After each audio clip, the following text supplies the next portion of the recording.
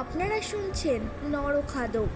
নরখাদক মানে যে মানুষের মাংস খায়, এমনই এক মানুষের মতো দেখতে জন্তু, যে নিজের খাদ্য হিসেবে মানুষের শিকার করে, যার কাছে মানুষের মাংস অত্যন্ত প্রিয়।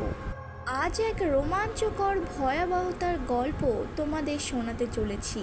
তবে গল্পটি শুরু করার আগে যারা যারা আমার চ্যানেল হরর গসিপকে এখনও পর্যন্ত সাবস্ক্রাইব করনি তারা তারা সাবস্ক্রাইব করো।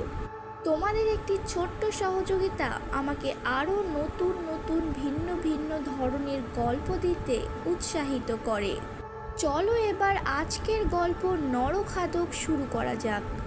ভুবনপুর এক অজপাড়া গ্রাম, আর তার ঠিক পাশেই রয়েছে এক ঘন জঙ্গল। ওখানকার গ্রামের মানুষেরা ওই জঙ্গলে ঢুকতে